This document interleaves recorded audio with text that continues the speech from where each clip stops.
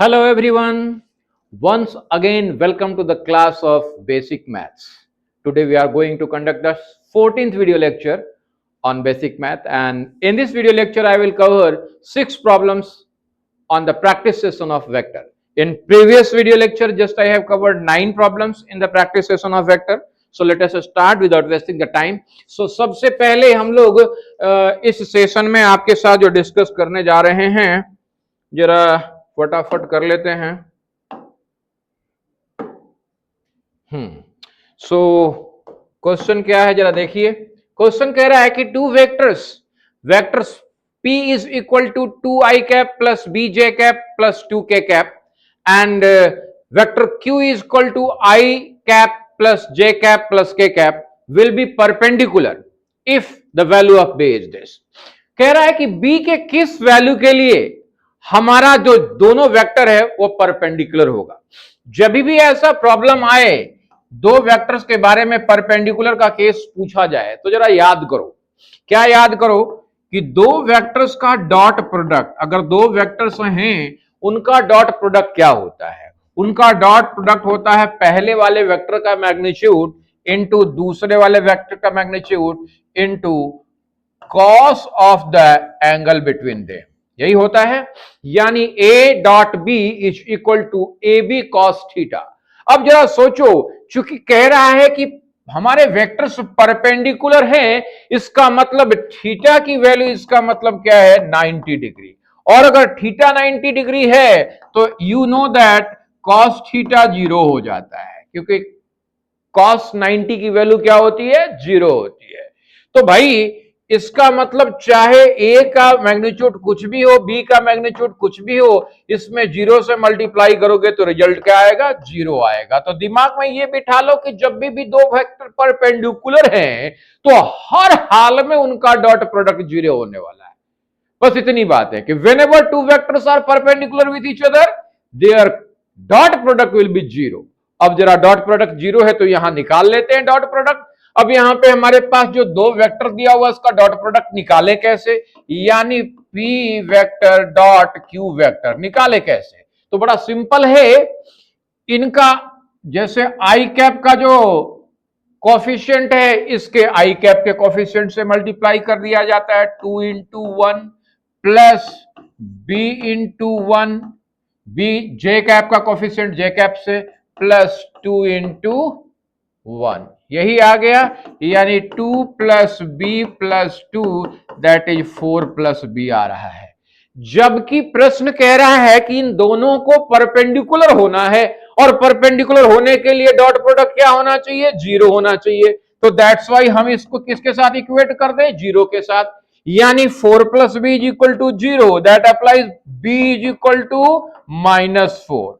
यानी हर हाल में अगर वेक्टर p और वेक्टर q को परपेंडिकुलर होना है एक दूसरे के ऊपर, तो हर हाल में b की वैल्यू क्या होनी चाहिए -4। तो हमारा करेक्ट ऑप्शन कौन सा हुआ? D is the correct answer of this question. Come to the next, अगले पे आते हैं। अगला क्वेश्चन कह रहा है vector perpendicular to 4i cap minus 3j cap is. पूछ रहा है कि एक वेक्टर दे रहा हूं मैं आपको, बताओ इस वेक्टर के परपेंडिकुलर दिए हुए में से कौन सा वेक्टर होगा। फिर से वही कॉन्सेप्ट लगाना है कि अगर वेक्टर परपेंडिकुलर एक दूसरे के ऊपर तो उनका डॉट प्रोडक्ट क्या होगा 0 होगा, यही बात दिमाग में बिठाना है। तो हमारा जो दिया हुआ वेक्टर, गिवन वेक्टर क्या है? गिवन वेक्टर है, मान लो ये मान लेते हैं 4i cap minus 3j cap plus, और k कैप तो है ही नहीं। अरे है भैया, 0 है, 0 k कैप, 0 इंटू कुछ भी करो तो क्या रह जाएगा 0 ही रहेगा ना, तो 0 k कैप। दूसरा वेक्टर अब इन किसके साथ परपेंडिकुलर होगा? तो परपेंडिकुलर होने के लिए ये i का जो कोफिशिएंट है, j का कोफिशिएंट और k का कोफिशिएंट है, मल्टीप्लाई करेंगे हम लोग। तो चलिए पहले वाले के साथ ट्राई करते हैं। तो 4 इंटू 4 कितना हो गया 16, माइनस 3 इंटू प्लस 3 कितना हो गया -9, 0 इंटू 7 कितना हो गया 0, वैल्यू कितनी आ गई 16 माइनस 9 7। ये तो 0 के बराबर आ ही नहीं रहा है सर। इसका मतलब ये वाला जो वेक्टर है किसी भी हाल में हमारे 4i cap minus 3j cap के साथ परपेंडिकुलर नहीं है। दूसरा ऑप्शन ट्राई करते हैं। दूसरा ऑप्शन 7k है। 7k का मतलब क्या है?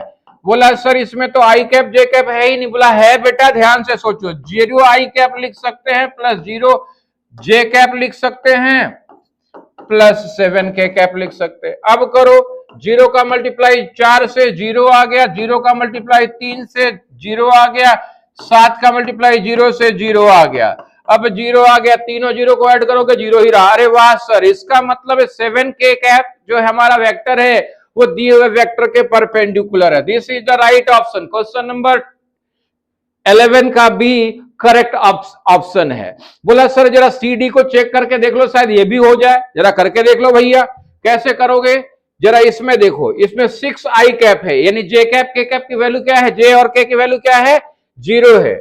तो आई का तो आई से मल्टीप्लाई हो गया 24, जे वाले को किया तो प्लस 0, के वाले को किया 0, 24 आ गया जो 0 के बराबर नहीं है, इसलिए ये वेक्टर भी परपेंडिकुलर नहीं हो सकता। डी ऑप्शन जरा चेक करो। 4 का 3 से मल्टीप्लाई किया 4 3 जा 12, -3 का -4 से मल्टीप्लाई किया 4 3 12, और 0 का 0 से मल्टीप्लाई किया 0, कितना आ गया? 24। ये भी 0 के बराबर नहीं है। अब 0 के बराबर नहीं है तो डेफिनेटली परपेंडिकुलर तो होगा नहीं, क्योंकि परपेंडिकुलर होने के लिए हर हाल में वेक्टर्स के दोनों वेक्टर्स के डॉट प्रोडक्ट क्या होना चाहिए? 0 होना चाहिए। तो इस क्वेश्चन नंबर 11 का correct answer B. Come to the next, अगले पे आते हैं। अगला क्वेश्चन कह रहा है कि vector A points vertically upwards, vector B points towards north, then vector A cross B किधर पॉइंट करेगा? मतलब दो वेक्टर दिया हुआ है बेटा, दोनों का डायरेक्शन बता रखा हुआ है, उनका क्रॉस प्रोडक्ट का डायरेक्शन पूछ रहा है। याद करो, क्रॉस प्रोडक्ट के लिए हमने कहा अगर हमारे पास दो वेक्टर हैं ए और बी, इनका क्रॉस प्रोडक्ट क्या होता है? वेक्टर ए का मैग्नीट्यूड इंटू वेक्टर बी का magnitude into sine of the angle between them into normal vector, unit normal vector N cap, यही होता है। N cap gives the direction of the cross product. अब ये N cap होता क्या है? तो हकीकत में हमारा वेक्टर ए और बी इस दोनों वेक्टर के ऊपर परपेंडिकुलर डायरेक्शन शो करता है। अब परपेंडिकुलर डायरेक्शन अपवर्ड्स या डाउनवर्ड्स, तो भैया ये इसके लिए लेफ्ट हैंड थंब रूल बताया था मैंने, वीडियो देख लेना, समझ में सारी चीजें आ जाएंगी। यहां पे चीजों को और भी आसान कर दिया है। यहां पे जो चीजें दे रखी हुई हैं वो कैसा दे रखा हुआ है, जरा हम आपको इसको सॉल्व करवाएंगे आई जे के कैप के कॉन्सेप्ट से। आई जे के कैप वाला कंसेप्ट याद करो, हमने कहा था कि अगर आई जे और के, ये आई जे क्या है सर? बोला आई एक्स एक्सिस के डायरेक्शन में यूनिट वेक्टर। भाई अगर हम लोग 3D की बात करें तो एक्स एक्सिस को हम लोग इधर शो करते हैं, वाई एक्सिस को इधर शो करते हैं और जेड को ऐसे, और ये तीनों एक्सिस एक दूसरे से क्या कर रहा होता है? 90 डिग्री का एंगल बना रहा होता है। और x के डायरेक्शन में यूनिट वेक्टर आई कैप, y के डायरेक्शन में यूनिट वेक्टर जे कैप, और k के डायरेक्शन में यूनिट वेक्टर k कैप होता है। इसके क्रॉस प्रोडक्ट के लिए मैंने बताया था कि भैया अगर इनका क्रॉस प्रोडक्ट है i, j और k का, तो सिर्फ याद रखना अगर इनका cross product i, j, k के कॉप में क्लॉकवाइज चल रहे हो, कैसे चल रहे हो? क्लॉकवाइज, तो हर हाल में पॉजिटिव आएगा। मतलब अगर I क्रॉस J कर रहे हो, I क्रॉस J, तो क्या मिलने वाला है? Plus K। क्यों? क्योंकि K is perpendicular to I and J। भाई देखो जरा सोचो, 3D की बात करें भाई, एक्स एक्सिस के प्लेन में हमने एक्स एक्सिस वाई एक्सिस ले लिया, तो जेड एक्सिस उनके ऊपर क्या है? परपेंडिकुलर है। तो जेड जो है हकीकत में एक्स के ऊपर भी परपेंडिकुलर है और वाई के ऊपर भी परपेंडिकुलर है। Is it clear? तो एक्स वाई जे आई जे के में हमेशा याद रखना, जब भी इनका क्रॉस प्रोडक्ट होता है तीसरा वाला ही आता है। तो आई और जे का क्रॉस किए तो के आया, जे और के का क्रॉस करेंगे तो आई आएगा, के और आई का क्रॉस करेंगे तो जे आएगा। लेकिन ध्यान रखना, ये जो सीक्वेंस बता रहा हूं ना, ये क्लॉकवाइज डायरेक्शन में चल रहा है। तब बोला अगर मैं आई क्रॉस के कर दूं तो, एंटी क्लॉकवाइज चलूं तो, बोला केवल माइनस साइन बदल जाएगा, केवल साइन बदल जाएगा, माइनस जे हो जाएगा। जे के क्रॉस जे करूं तो माइनस आई हो जाएगा। Is it clear? तो क्लॉकवाइज में पॉजिटिव और anti clockwise sorry, anti clockwise में निगेटिव होता है, इतनी बातें आप याद रखोगे, राइट। अब चल जरा आइए यहां पे जरा समझते हैं अपने इस क्वेश्चन को। कह रहा है कि vector A points vertically upwards and vector B points north. तो भाई जब भी नॉर्थ साउथ ईस्ट वेस्ट वाला क्वेश्चन आ जाए तो ये बात जरा समझने की कोशिश करो। एक प्लेन के ऊपर, पेपर के ऊपर नॉर्थ हमेशा पेपर के ऊपर ऊपर वाला और साउथ नीचे वाला, ये बात याद रखना। सॉरी, नॉर्थ हमेशा ऊपर वाला और साउथ हमेशा नीचे वाला, और लेफ्ट वाला वेस्ट और राइट वाला ईस्ट, यही कहानी। पेपर के ऊपर north south west east. Sorry, कैसे शो करते हैं ये ध्यान रखना, ठीक है। तो कह रहा है कि vector A points vertically upwards and B points towards north, यानी यही नॉर्थ है हमारा, ये नॉर्थ, ये साउथ, ये वेस्ट और ये ईस्ट, यही है ना भाई। तो वेक्टर ए किधर को पॉइंट कर रहा है? वेक्टर ए पॉइंट कर रहा है नॉर्थ को। अब नॉर्थ वाले को हम क्या माने हैं बेटा? नॉर्थ वाले को जे कैप माने हैं, ईस्ट वाले को आई कैप, और बेटा वर्टिकली अपवर्ड्स वाली जेड वाले डायरेक्शन में के कैप। यही बात याद रखना, इसी से काम हमारा हो जाने वाला एकदम चुटकी बजाते हुए। तो वेक्टर ए हमारा north direction, vector A sorry vector B, B north में है, vector B points towards north, vector B points towards north. J के डायरेक्शन में कौन है? Vector B. And A points vertically upwards, यानी जेड डायरेक्शन में एक पॉइंट कर रहा है, यानी वेक्टर ए किधर है? जेड के डायरेक्शन में, यानी के कैप के डायरेक्शन में। यानी वेक्टर ए का डायरेक्शन के कैप है, वेक्टर बी का डायरेक्शन आई कैप है। पूछ क्या रहा है हमसे? हमसे पूछ रहा है ए क्रॉस बी का डायरेक्शन पूछ रहा है, ए क्रॉस बी का डायरेक्शन। तो ए का डायरेक्शन क्या है? ए का डायरेक्शन है हमारा के कैप, और बी का डायरेक्शन क्या है? बी का डायरेक्शन है हमारा जे कैप। तो के कैप क्रॉस जे कैप का डायरेक्शन क्या होगा? अभी भी मैं बताया, जरा देख के बताओ यहां से। आई कैप जे कैप के, जे के आई, के आई जे। यहां कौन सा है? के जे है, के जे मतलब उल्टा चल रहे हैं हम लोग, जे के नहीं चल रहे हैं, के जे चल रहे हैं। तो आएगा तो आई, लेकिन कैसा वाला? माइनस आई कैप। यानी जो ये हमारा दो वेक्टर्स है उसका रिजल्टेंट का डायरेक्शन क्या होने वाला है? आई कैप के डायरेक्शन में। लेकिन आई कैप का पॉजिटिव डायरेक्शन नहीं, निगेटिव डायरेक्शन। तो आई कैप का पॉजिटिव डायरेक्शन तो इधर होता है, आई कैप का निगेटिव डायरेक्शन किधर हो जाएगा? माइनस आई कैप, ये वाला हो जाएगा। तो इसका मतलब हमारा जो रिजल्टेंट है वो किधर को पॉइंट कर रहा है? वेस्ट को पॉइंट कर रहा है। Is it clear? क्वेश्चन कर रहा है कि vector A points vertically upwards, यानी जेड डायरेक्शन में, vertical vector B points towards north, यानी वेक्टर जे के पॉजिटिव डायरेक्शन में। तो हर हाल में जो वेक्टर ए क्रॉस बी किधर को पॉइंट करेगा? माइनस आई के डायरेक्शन में, यानी वेस्ट के डायरेक्शन में। तो इनमें से हमारा correct option along west, A option is the correct answer of this question. Come to the next, अगले पे आते हैं। अगला क्वेश्चन, अगला question, linear velocity of a rotating body is given by v is equal to omega r, v is equal to omega r, velocity बराबर क्या है?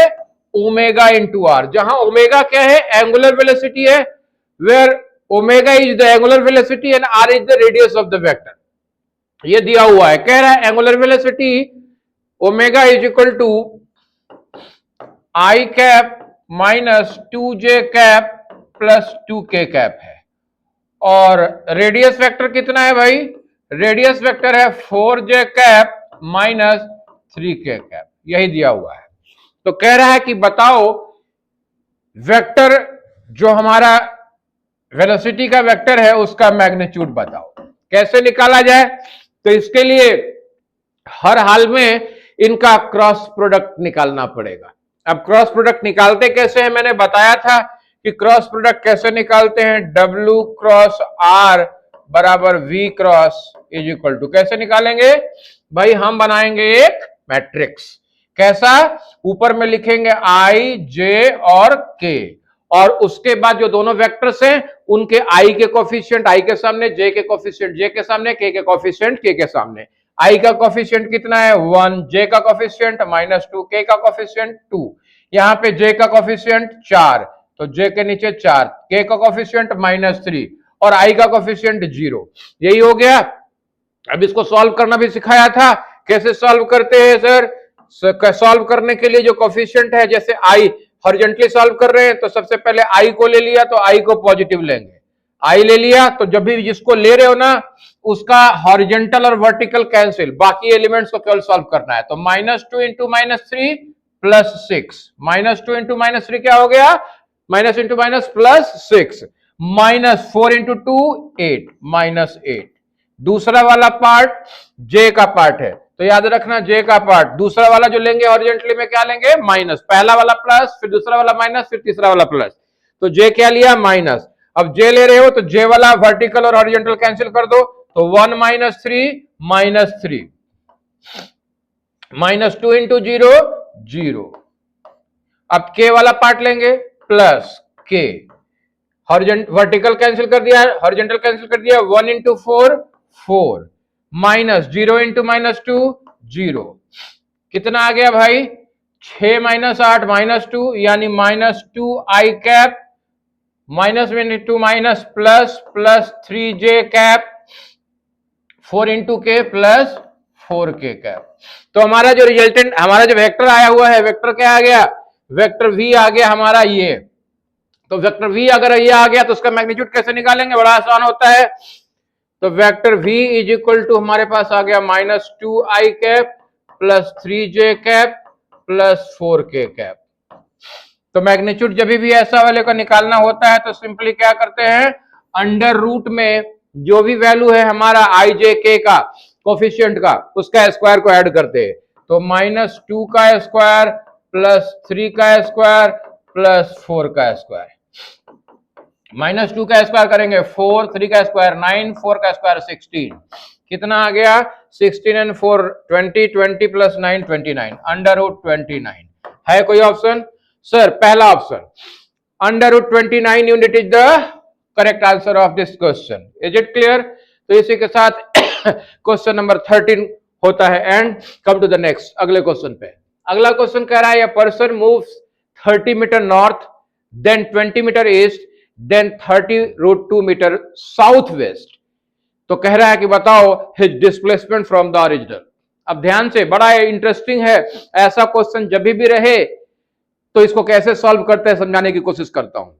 ये मत करना कि जब भी ऐसे क्वेश्चन सॉल्व करने लगे तो आप कहोगे कि हाँ सर पहले चल रहा है 30 मीटर नॉर्थ, तो 30 मीटर नॉर्थ चल दिए, फिर नॉर्थ पे जहां से पहुंचे हैं वहां से फिर चल रहे हैं 20 मीटर ईस्ट, तो 20 मीटर ईस्ट चले, और सब चलने उलने के बाद आप रिजल्टेंट निकालने के लिए। नहीं, तरीका समझा रहा हूं, बहुत इंटरेस्टिंग है, ध्यान से समझो। आप हमेशा इस तरह के क्वेश्चंस को अपने ऑरिजिन से सॉल्व करने की कोशिश करना। तो हमने एक्स डायरेक्शन वाई डायरेक्शन ले लिया, ऑरिजिन बना दिया। अभी मैंने डायरेक्शंस के बताया था कि पेपर के ऊपर ऊपर में नॉर्थ, नीचे साउथ, हॉरिजॉन्टल पे एक्स एक्सिस के ऊपर राइट में ईस्ट और लेफ्ट में वेस्ट शो करते हैं, ठीक है, बीच में ऑरिजिन।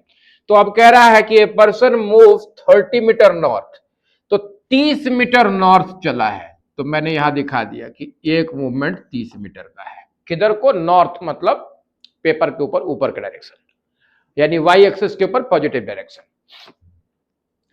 30√2 मीटर साउथ वेस्ट, तो आप इसको भी ऑरिजिन पे ही दिखाओ, ऑरिजिन पे दिखाओ कि ये मूव किया है 30√2 मीटर साउथ वेस्ट। बोला ये साउथ की वेस्ट? बोला नहीं, साउथ वेस्ट।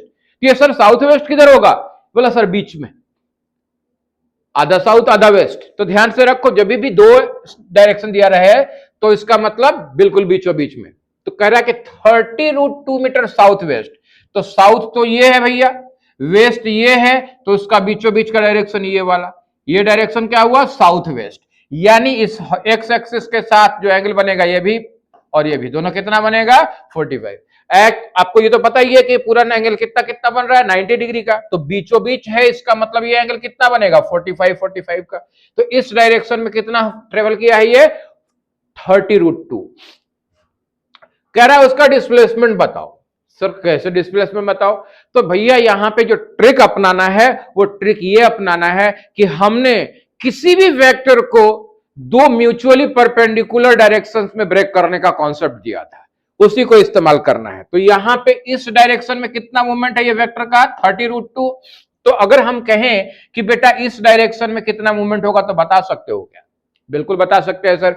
ये एंगल 45, बोला हाँ। तो इस डायरेक्शन में 30√2 cos 45 कर देंगे, काम हो जाएगा। Is it clear? बोला हाँ सर।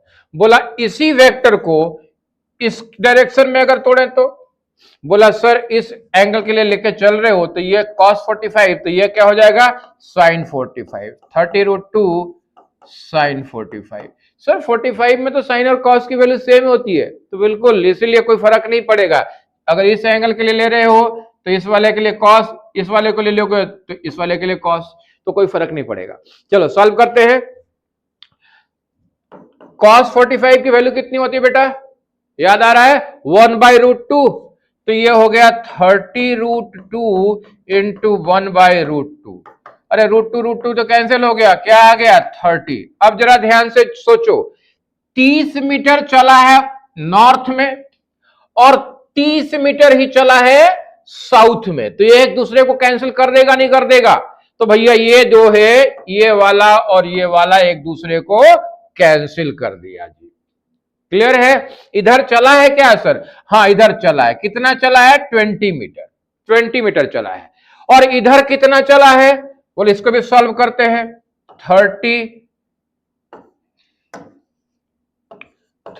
इंटू √2, साइन 45 की वैल्यू 1/√2, √2 कैंसिल, कितना आ गया 30। मतलब इधर तो चला 20 और इधर चल गया 30। रिजल्टेंट क्या होगा? एक फोर्स लग रहा है इधर 20 इधर 30, इसका मतलब इधर ही लगेगा, लेकिन कितना लगेगा भाई? इधर 20 से इधर ताकत से खींच रहे हो, इधर 30 से खींच रहे हो तो 20 कम हो जाएगा ना। तो हकीकत में रियलिटी में मूवमेंट हुआ कितना 10 का मूवमेंट किधर हुआ है? वेस्ट की तरफ हुआ है। किधर हुआ है? वेस्ट की तरफ हुआ है। यानी 20 मीटर इधर मूव किया है और 30 मीटर इधर मूव किया है। ये सॉल्व करके कितना आया हमारा 30 आया हुआ, ध्यान से देख लीजिए क्या आया हुआ 30। तो 20 मीटर इधर 30 मीटर इधर, तो कितना बच गया इधर? इधर 30 माइनस 20 दैट मीन्स 10 मीटर। तो 10 मीटर किधर मूव किया? वेस्ट। तो हकीकत में अपने प्लेस से यानी ऑरिजिन से ऑब्जेक्ट का जो डिस्प्लेसमेंट हुआ है वो कितना हुआ है 10 मीटर टुवर्ड्स वेस्ट हुआ है। 10 मीटर टुवर्ड्स वेस्ट, यानी इसमें कौन सा C option is the correct answer, 10 meter west. Is it clear? बात समझ में आई? जब भी इस तरह का क्वेश्चन होगा इसी तरीके से सॉल्व करना है आपको। कम टू द नेक्स्ट, अगले पे आते हैं। अगला एक और क्वेश्चन है, कह रहा है कि भाई if a vector A plus vector B, इन दोनों का जो मैग्नीट्यूड है वो अकेले वेक्टर ए के मैग्नीट्यूड के बराबर या वेक्टर बी के मैग्नीट्यूड के बराबर है। तो कह रहा है कि बताओ उन दोनों के बीच का एंगल क्या है। वेक्टर ए और वेक्टर बी के बीच के एंगल के बारे में बात कर रहा है। बड़ा इंटरेस्टिंग, प्रीवियस वीडियो लेक्चर में मैंने एक ट्रिक बताया था। क्या ट्रिक बताया था? कहा था कि सेम वैल्यू